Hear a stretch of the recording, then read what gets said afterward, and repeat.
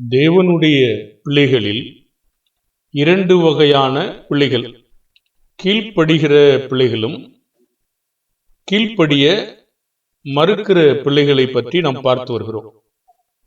இதை ஏன் நாம் படிக்கிறோம் என்றால், பெரும்பாலான மக்கள் தேவனுடைய பிள்ளைகள் என்றாலே நல்லவர்களாகவே இருப்பார்கள் என்பதை நம்பி மோசம் போக்கப்படுகிறார்கள். பாருங்கள், பொதுவா தேவனுடைய பிள்ளைகள் என்றவுடனே உலகத்தினுடைய கிறிஸ்தவங்க என்ன நம்பிக்கை இருக்கு? எல்லாமே கிறிஸ்தவங்கன்னா ரொம்ப நல்லவங்க அப்படிதான் நினைக்கிறாங்க. அப்படியானால் தேவனுடைய பிள்ளைகள் என்று சொல்லுவதினாலே சபைக்குள் இருக்கிற தேவனுடைய பிள்ளைகள் எல்லோருமே நல்லவர்கள் என்று எண்ணுகிறார்கள். பாருங்கள், நல்லதுதான், நல்லவர்களாய் இருந்தால் நல்லதுதான். ஆனால் வேதாகமத்திலே முழுவதும் நீங்கள் தேடி பார்த்தீர்கள் என்றால் அப்படி ஒருபோதும் இல்லை. அதுதான் நாம் ஆரம்பத்திலிருந்து ஒரு குடும்பத்தில் பிறந்த பிள்ளைகள் நல்ல பிள்ளைகள், பிறகு ஒரு குடும்பத்திலே ஒரு தாய் வீட்டிலே பிறந்த பிள்ளைகள் நல்லவர்களும் கெட்டவர்களும், பிறகு தேவனுடைய ஆவிக்குரிய பிள்ளைகள் நல்லவர்களும் கெட்டவர்களும். அடுத்த கருத்து என்ன அப்படின்னு கேட்டீங்கன்னா, இந்த நல்லவர்களையும் கெட்டவர்களையும் தேவன் நமக்கு சொல்லி தருகிறாரா? பாருங்கள், பேர் சொல்ல தேவையில்லை, ஆனால் நல்லவர்களும் கெட்டவர்களும் இருக்கிறார்கள் என்பதை பிதாவானவர் நமக்கு கற்றுத்தர்றாரா? இப்ப ஏசாவை போல சீர்கட்டவனா இருக்க வேண்டாம் என்று நமக்கு சொல்றாரா? சொல்லலையா? சொல்லுகிறார். இஸ்மவேல் எப்படிப்பட்ட மனிதனாய் இருப்பான் என்று நமக்கு தேவன் சொல்லுகிறாரா? சொல்லலையா? நம்முடைய பாடத்தை படிப்பதற்கான நோக்கமே அதுதான். அப்போ தேவனுடைய பிள்ளைகள், தேவனே அவருடைய பிள்ளைகள் நன்றாய் இருக்கும் போது புகழவும் செய்கிறார், தீமையானவர்களாய் இருக்கிற பொழுது அவர்களை மற்றவர்களுக்கு இவர்கள் தீமையானவர்கள் என்பதை சொல்லிக்காட்டவும் செய்கிறார். பாருங்கள், எசேக்கியா நல்லவராய் இருந்தார் சொன்னார், மனாசே கெட்டவராய் இருந்தார் சொல்லுகிறார். பாருங்கள், இது போன்ற இன்றைக்கு சபையிலும் இருக்கிறதை நாம் தேவனுடைய பிள்ளைகளுக்கு எச்சரிக்கை கொடுக்க வேண்டும். தீய பிள்ளைகளை உணர்ந்து கொள்ளத்தக்கதாக அவர்களுக்கு நாம் கற்றுக் கொடுக்க வேண்டும். அப்படி கற்றுக் கொடுக்காவிட்டால் எல்லோருமே நல்லவர்கள் தான் என்பதை குழந்தைகள் நினைப்பார்கள். நாம் இந்த பாடத்திலே இரண்டாவது பகுதியிலே நாம் ஒரு காரியத்தை படித்தோம். அதாவது என்ன பாடம் என்றால், 558வது 57 58 ரெண்டு பாடம் படிச்சிருக்கிறோம். இதை படிப்பதற்கான மீண்டுமான நோக்கத்தை நான் சொல்றேன்.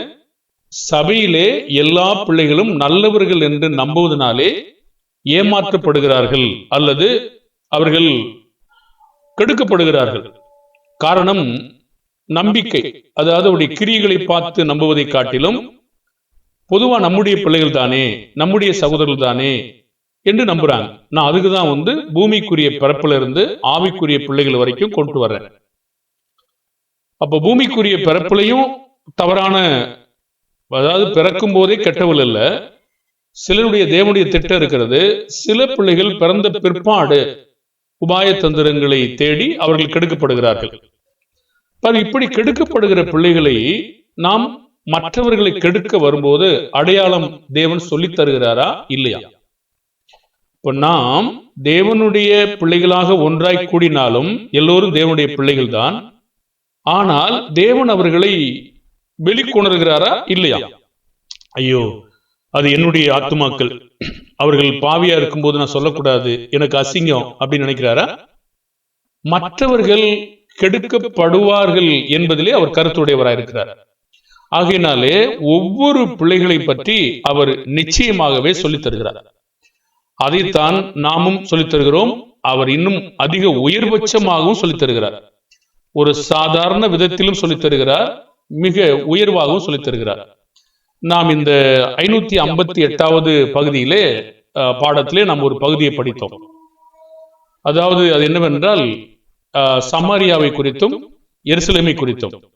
அகோலால் அது மூத்தவள், அகோலிபால் அது எருசலேம். எசேக்கியேல் 23ஆம் அதிகாரத்திலே படிச்சோம். இந்த சகோதரிகள் தங்கள் இளம் வயதிலே என்ன செய்தார்கள் என்பதை உருவகமாக தேவன் ஒரு சுட்டிக்காட்ட விரும்புகிறார். அப்ப இந்த 2 சகோதரிகளை பற்றி அவங்க என்ன கூறுகிறாங்கன்னா, எசேக்கியேல் 23:8 தங்கள் இளம் பிராயத்தில் வேசித்தனம் பண்ணினார்கள். அவர்கள் எகிப்திலே வேசித்தனம் பண்ணினார்கள். அங்கே அவருடைய காரியங்கள் எல்லாம் எல்லாமே தொடப்பட்டது, அமுக்கப்பட்டது என்று சொல்லுகிறார். அப்ப எசேக்கியேல் 23:5-9 படி 5-10 படி மூத்த சகோதரி என்ன செய்தால் அவள் செய்கையில் நிமித்தம் அவளுக்கு என்ன நேர்ந்தது? கேள்வி கவனித்துக் கொள்ளுங்க. தேவனுடைய ஜனங்களாயிருந்த எருசலேம் ஜனங்களும் இந்த மக்கள் தவறு செய்கிற பொழுது அவர்களை தேவன் தவறு செய்கிறாள் என்பது மக்களுக்கு சொல்லியிருக்கிறாரா சொல்லையா? அந்த என்ன செய்தாள் என்பதை அவளுக்கு என்ன நேர்ந்தது என்பதை அவர் சுட்டி காட்டுகிறார். அகோலால் என்னுடையவளா இருக்கும்போது, பாருங்க, என்னுடையவளா இருக்கும்போது சோரம் போனாள். 6ஆம் வசனத்துல நீலாம்பரம் தரித்த தலைவரும் அதிபதிகளும் சௌந்தரிய வாலிபரும் குதிரை மேல் ஏறுகிற வீரருமாயிருந்த சமீப தேசத்தாராகிய அசிரியர் என்கிற தன் சிநேகிதர் மேல் அவள் மோகித்து, 7ஆம் வசனம், அசிரியரின் புத்திரில் சிரேஷ்டமான அனைவரோடும் தன் மோகித்த அனைவரோடும் தன் வேசித்தனங்களை நடப்பித்த அவர்களுடைய நரகலான சகல விக்கிரகங்களாலும் தீட்டுப்பட்டு போனார். தேவனுடைய பிள்ளைகளா இருந்தாலும் கூட அவர் தீட்டுப்படும் போது தீட்டுப்பட்டாள் என்றே சொல்லுகிறார். பாருங்கள், இவர்களை நீங்கள் மறைத்தால் மற்றவர்கள் கெடுக்கப்படுவார்கள். தான் எகிப்திலே பண்ணின வேசித்தனங்களை அவள் விடவில்லை. அவர்கள் அவளுடைய வாலிபத்திலே அவளோடு சயனித்து அவளுடைய கன்னிமையின் கொங்கைகளை தொட்டு அவளிடத்தில் தங்கள் வேசித்தனத்தை நடப்பித்தார்கள்.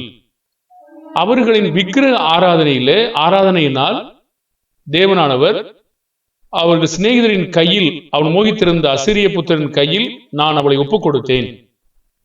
அவர்கள் அவளை நிர்வாணமாக்கினார்கள். அவளுடைய குமாரரையும் அவருடைய குமாரத்திகளையும் சிறைப்பிடித்து அவளையோ பட்டயத்தால் கொண்டு போட்டார்கள்.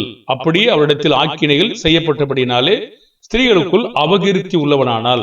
எசேக்கியேல் 23:9-10 அதை வாசிக்கிறோம். சரி, இப்பொழுது இந்த 2 சகோதரியும் உருவகமான பட்டணத்துல பேசுறார் என்பதை நம்ம கண்டுபிடிச்சிட்டோம். எரேமியா 23:11-21 வரைக்கும் அந்த இளைய சகோதரி பார்த்தாலா பார்க்கலையா? கண்டாள். அவள் தன் மூத்த சகோதரியை விட கேடாய் என்ன செய்தால் பார்த்துட்டு எப்படி நடக்கிறாங்க. அப்ப தேவன் தம்முடைய பிள்ளைகளா இருந்த போதும் கூட, அது என்னுடையவளா இருக்கும் போதும் கூட சொல்றாரா? அப்படி இருந்த போதும் கூட எசேக்கியேல் 23:5-10 படி அவள் என்னுடையவளா இருக்கும் போதும் கூட கெட்டு போகும்போது அவங்களை சொல்லணும். சொல்லிக் கொடுத்தாலும் மற்றவர்கள் கெட்டு போகாமல் இருப்பதற்கு வாய்ப்பு இருக்கிறது. பாருங்கள், நீங்கள் இது பழைய ஏற்பாட்டு சம்பவம் சொல்லலாம், புதிய ஏற்பாட்டிலையும் அவ்வாறு இருக்கிறது. யாரு பாவம் செய்கிறார்களோ அவர்களை குறித்து நாம் இருமாப்பா இருக்க முடியாது. அவர்கள் சபையை பாழாக்குவார்கள். அவர்கள் மற்றவர்களை கெடுப்பார்கள். கொஞ்சம் புளித்தமா பிசைந்தமா முழுவதையும் புளிப்பாக்கும். ஆகையினால் தேவன் சொல்லுகிற முறைமைகளைத்தான் காட்டுகிறேன். எப்படி காட்டுறேன்? ஒரு பிறப்பிலிருந்து, ஒரு குடும்பத்திலிருந்து, பிறகு ஒரே தாயின் வயிற்றில் பிறந்த பிள்ளைகள் இருந்து ஆவிக்குரிய இஸ்ரவேலின் சமாரியாவும் குறித்து தொடர்ந்து நாம் பேசிட்டு வரோம். அப்ப பூமிக்குரிய இந்த சந்ததியிலிருந்து இப்படி இருக்கும் என்றால் ஆவிக்குரிய சபையிலும் இப்படி இருக்கிறது. அப்போ இந்த எருசலேம் இளையவள் கண்டுட்டும் கூட கேடாய் செய்தாள். எருசலேம் தான் அகோலிபால். இதை கண்டும் எசேக்கியேல் 23:11 இது கிமு 722 இஸ்ரவேல், அதாவது அகோலால் அசிரியர்களால் அழிக்கப்பட்டதை கண்டது. பாவத்து நிமித்தமாக சிறைப்பிடிக்கப்பட்டு இப்படி அழிக்கப்பட்டதை கண்டும் இஸ்ரவேல் செய்த விக்கிரக ஆராதனை நிமித்தம் இது தேவனுடைய தீர்ப்பு, இதையெல்லாம் யூதா கண்டது. அவள் உயரமான சகல மலையின் மேலும் பச்சையான சகல மரத்தின் கீழும் போய் அங்கே வேசித்தனம் பண்ணினான். எரேமியா 3:6. தம்மிடம் திரும்பும்படி தேவன் கூறினார். அவளோ திரும்பவில்லை. இதை அவளுடைய சகோதரியாகிய யூதா என்கிற துரோகி கண்டால். எரேமியா 3:7 வாசிக்கிறோம். இஸ்ரவேலின் விக்கிரக ஆராதனையும் மனம் திரும்பாததையும் அதனால் அழிந்ததையும் எருசலேம், அதாவது அகோலிபால் கண்டும் 11 அவளுடைய தங்கையாகிய அகோலிபால் இதை கண்டும் தன் மோக விகாரத்தினால் அவளை பார்க்கிலும் கெட்டவளானாள். இந்த அளவுக்கு ஏன் உயர்பட்சமா விவரிக்கிறார் பாத்தீங்களா? இப்போ தேவனுடைய பிள்ளைகள் பாவத்தில உயர்பட்சமா இருக்கிற பொழுது அதை அப்படியே விவரிக்க வேண்டிய அவசியம் இருக்கிறது. ஏனென்றால் மற்றவர்கள் கெட்டு போவார் என்பதை கண்டுபிடிக்கிறார். அதுக்கு ஒரு நோக்கம் இருக்கு. கடைசியில சொல்லுவோம், தன் சகோதரியின் வேசித்தனங்களினாலும் தன் வேசித்தனங்கள் அதிகமாயிற்று. 12ஆம் வசனத்துல மகா அலங்கார உடுப்புள்ள தலைவரும் அதிபதிகளும் குதிரை மேல் ஏறுகிற வீரரும் சௌந்தரியம் உள்ள வாலிபருமான சமீப தேசத்தாராகிய அசிரிய புத்திரர் மேல் மோகம் கொண்டாள். எசேக்கியேல் 23:11-12. அதன் பின்பு தேவன் பார்த்தார், அவர்கள் இருவரும் ஒரே வழியில் போனார்கள் என்று கண்டேன். எசேக்கியேல் 23:13. இஸ்ரவேல் சென்ற அதே வழியை யூதாவும் பின்பற்றினது.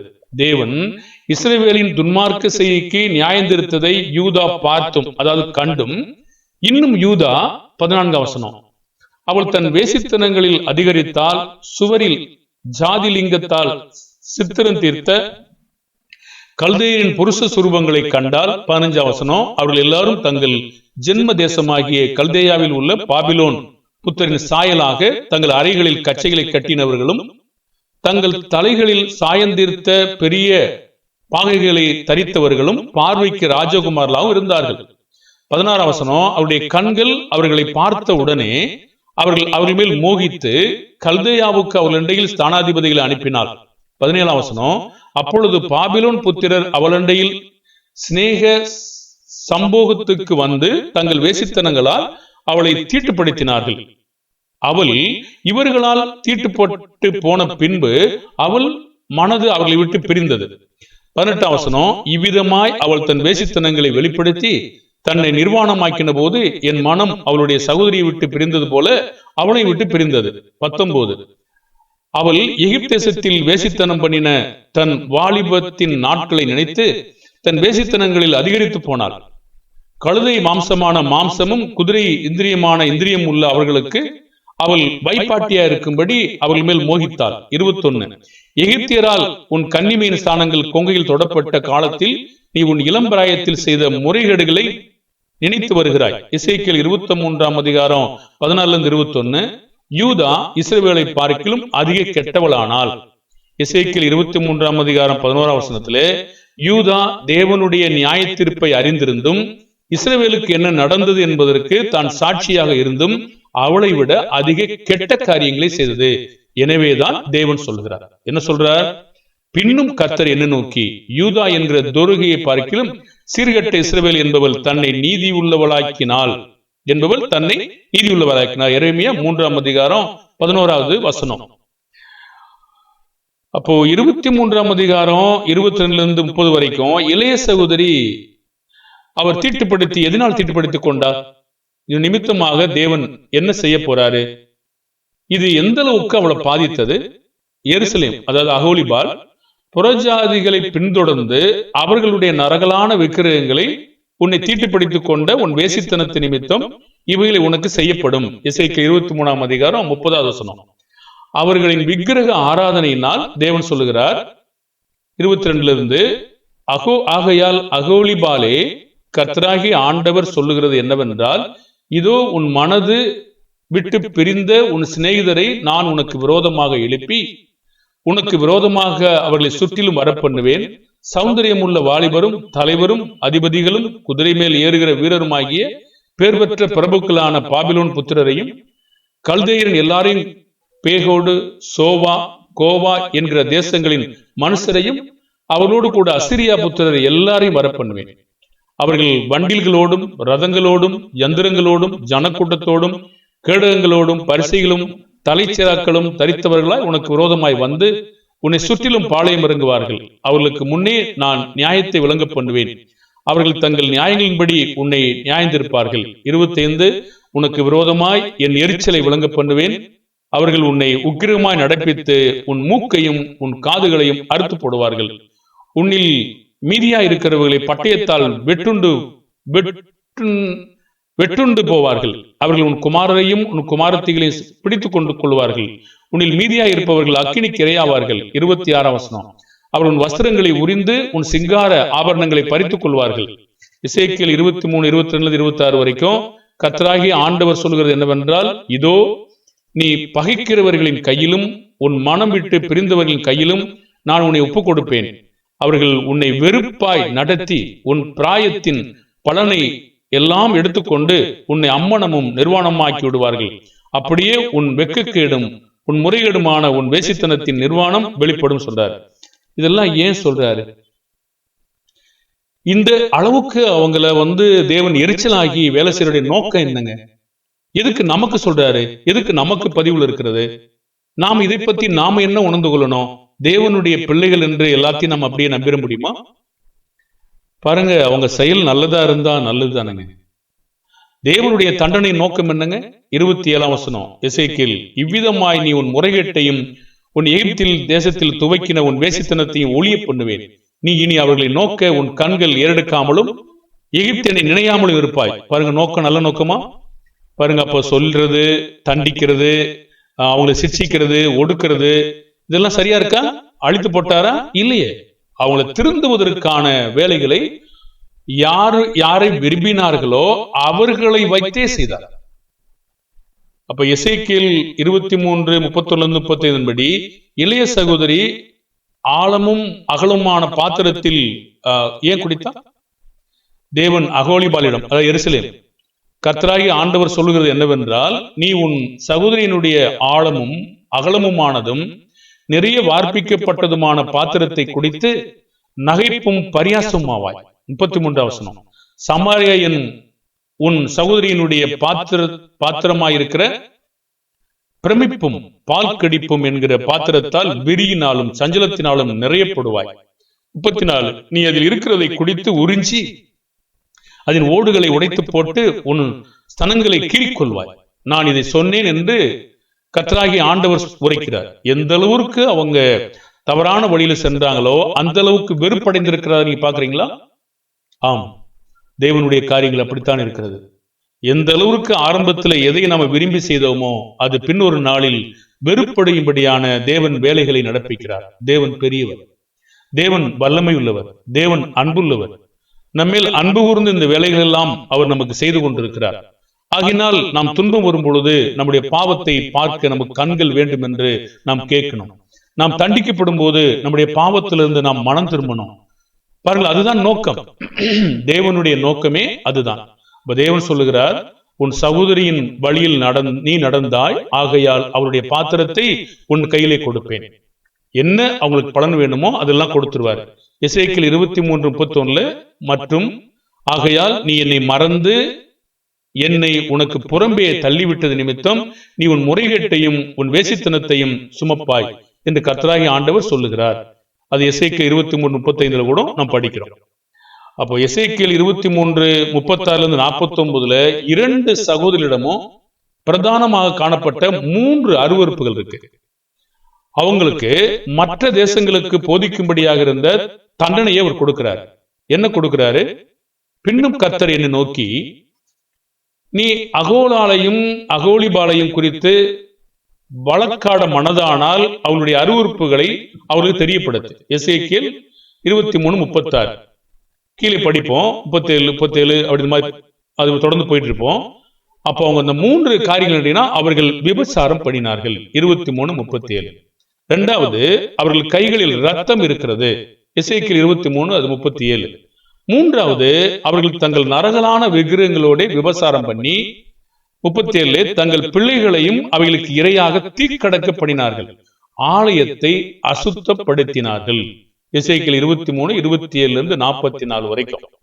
அப்ப எருசலேம், சமாரியா 2 சகோதரிகள் அழிவுக்கு எசேக்கியேல் 23:45-47 இவ்விதமாய் எல்லா ஸ்திரீகளும் புத்தியடைந்து உங்கள் முறைகேடுகளை செய்யாதிருக்கும்படி முறைகேட்டை தேசத்தை விட்டு ஒழிய பண்ணுவேன்.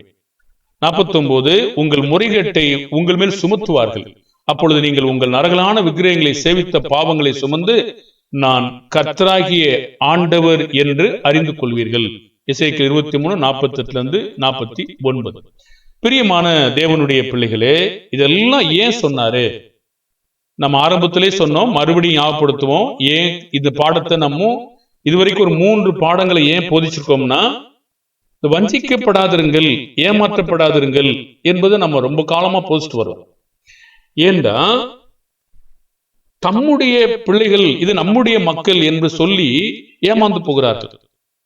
பாருங்க, ஒரு வீட்டில் இருக்கிற மக்களையே நம்ப வேண்டான்றாரு, சகோதரனை நம்ப வேண்டாம், மனைவியை நம்ப வேண்டாம். அப்ப இந்த அளவுக்கு நம்மை மோசம் போக்குற அளவுக்கு நடக்கிற மக்களை குறித்து நம்முடைய பிள்ளைகளா இருந்தாலும் கூட, நம்ம சேர்ந்தே ஆராய்த்தாலும் கூட, அங்கு இந்த விதமான மக்கள் இருக்கிறார்கள் என்பதை நாம் கண்டுபிடிக்கணும். பொதுவா எல்லாம் நல்லவங்க தானே அப்படிங்கிறத விட, நாமோ அவர்கள் கிரியைகளை பார்த்து இந்த விதமான தவறுகளை நம்மையும் உற்சாகப்படுத்த அவர்கள் இழுத்து செல்கிறார்கள், முறைகேட்டை பரப்புகிறார்கள், அவர்கள் ரத்தத்தால் நிறைந்திருக்கிறது, விபச்சாரத்தால் நிறைந்திருக்கிறது, அவர்கள் தங்களுடைய பிள்ளைகளை தீக்கடக்க பண்ணுகிறார்கள், மற்றவர்களை கெடுக்கிறார்கள் என்ற அந்த பெரிய ஒரு எச்சரிப்பு நமக்கு இருக்கணும்.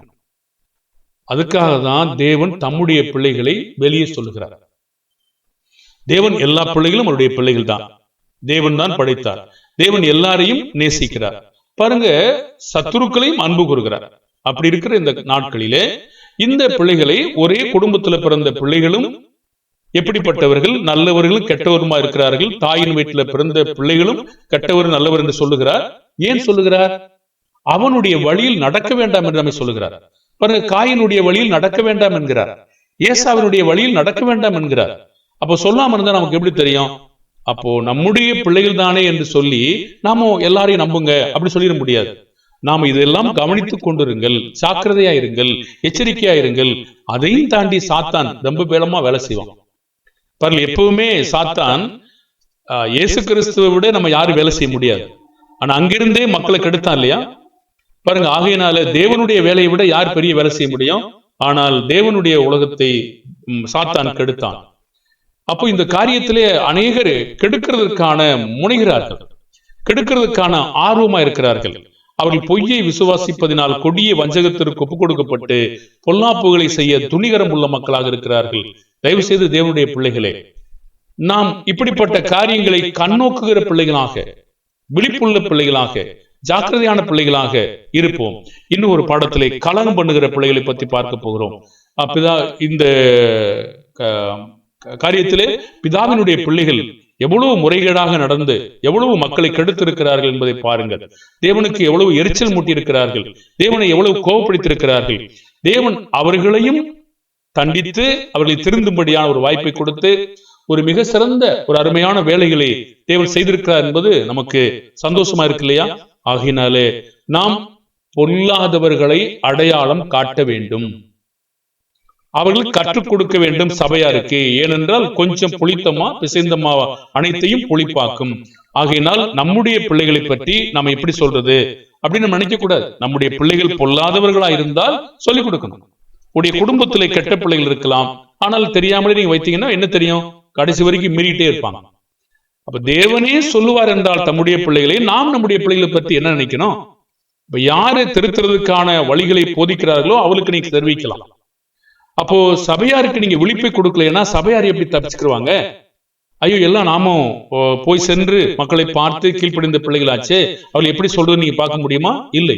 தேவன் சிருஷ்டித்த பிள்ளைகளே சொல்லுவார் என்றால் நாம் அப்படி சொல்ல வேண்டாமா? நாமளா சிருஷ்டித்தோம், நாம் அவருடைய பணிகளை செய்தோம். ஆகவே அவருடைய பணிகளை செய்கிற அந்த பிள்ளைகளை, கெடுக்கிற பிள்ளைகளை பற்றி நாம் எப்பவுமே விழிப்புணர்வை ஏற்படுத்தி கொண்டே இருக்க வேண்டும். இவர்கள் இந்த சுபாவத்தில் இருக்கிறார்கள், இப்பொழுது நீங்கள் இந்த சுபாவத்தில் நிலைத்திருந்தால் கெடுக்கப்படுவீர்கள், அவன் உங்களுக்கு கெடுப்பதற்கு ஆயத்தமா இருக்கிறான், இதை நான் சொல்லிக் கொடுத்தே ஆகணும். இயேசு கிறிஸ்து சொல்லலையா? உங்களுக்குள்ளும் ஒருவன் பிசாசா இருக்கிறான் சொன்னாரா? சொல்லையா? உங்களில் ஒருவன் என்னை காட்டி கொடுப்பான் சொன்னாரா? சொல்லையா? பேர் சொன்னாரா? இல்ல. பாருங்க, நாம சொல்லணும். சொல்லாம இருந்தோம்னா ஐயோ சொல்ல ஜாக்கிரதை இருந்திருப்பனே நீங்க சொல்லக்கூடும். எச்சரிக்கைகளாகவும் திருஷ்டாந்தங்களாகவும் போதனைகளாகவும் எச்சரிக்கையாக இருப்பதற்காகவும் தீய பிள்ளைகளை உணர்ந்து கொள்வதற்காகவும் இவைகள் தேவன் சொல்லுகிறார். இது ஒரு ஆவிக்குரிய ஞானமா? இல்ல, இது பரியாசமா? ஆவிக்குரிய ஞானம், தேவனுடைய பிள்ளைகளை காப்பாற்றுகிற ஞானம், மீதம் இருக்கிற பிள்ளைகளை அவர்கள் சாத்தானுக்கு துணை போகாதபடி காக்கிற ஞானம். தயவு கூர்ந்து நாம் இதை கவனிப்போமாக. கர்த்தர் நம்மை ஆசீர்வதிப்பார். மீண்டும் ஒரு பாடத்தை நாம் சந்திப்போம். பிதாவாகிய தேவன் நம்ம கிறிஸ்து மூலமாய் துணை செய்வாராக. நாம் செபிப்போமா? பரலோகத்தில் வாசமாய் இருக்கிறதான நீதியும் இரக்கமும் நிறைந்த பிதாவே, எல்லா ஆத்துமாக்களும் தேவனுடையது. தகப்பனுடைய ஆத்துமா எப்படியோ மகனுடைய ஆத்துமாவும் அப்படி. பிதாவை, எல்லா மனிதரும் ஒன்றை போல இருக்கிறது இல்லை. தேவனால் சிருஷ்டிக்கப்பட்ட அனைவரும் ஒரே பாதையை தெரிந்தெடுத்துக் கொள்வதில்லை. எல்லோரும் உருவாக்கப்படும் பொழுது அவர்கள் செம்மையானவர்களாக உண்டாக்கப்பட்ட போதும் அநேக உபாய தந்திரங்களை தேடிக்கொண்டார்கள். அதிநிமித்தமாக தேவனுடைய திட்டம் சில இடத்தில் நிறைவேற்றுகிறார். சில மக்கள் பிறந்த பிற்பாடு அவர்கள் பொல்லாத வழிகளை தெரிந்து கொள்கிறார்கள். தேவன் பிறப்பித்ததற்காக, தேவன் சிருஷ்டித்ததற்காக அவர்களை சொல்லாமல் இல்லவில்லை. அவர்களை காயின் வழியை குறித்து எச்சரிக்கிறார். பிறகு அவர்கள் அங்கிருக்கிற அநேக பொல்லாத மக்களுடைய காரியங்களை குறித்து எச்சரிக்கிறார். ஏசாவினுடைய வழியை சீர்கட்டவன் என்று சொல்லுகிறார். ஆகவே அவர்கள் ஒரே காரியமா இருந்தாலும், ஒரே பிள்ளைகளாக இருந்தாலும், அவர்கள் தேவனுடைய பிள்ளைகள் யார், உலகத்தின் பிள்ளைகள் யார் என்று அடையாளம் காண எங்களுக்கு ஞானமுள்ள இருதயத்தை தார். தேவனுடைய அன்பின் பாதையில் நடக்க உதவி செய்யும். அவருடைய பிரமாணத்தை கடைபிடிக்கிற பிள்ளைகளாக இருக்க உதவி செய்யும். அவருடைய பிள்ளைகளாக மட்டும் இருக்க எங்களுக்கு உதவி செய்யும். பிசாசின் பிள்ளைகளாக இருந்து சேவை செய்யாதபடி பாதுகாத்துக் கொள்ளும். பிதாவை இப்படி பொல்லாதவர்களை, தீய பிள்ளைகளை அடையாளம் காணத்தக்கதாக கண்களை திறந்திடலாம். இயேசுவின் நாமத்தில் செபிக்கிறோம் நல்ல பிதாவே, ஆமேன். வாழ்த்துக்கள் கர்த்தருடைய அன்பான பிள்ளைகளே.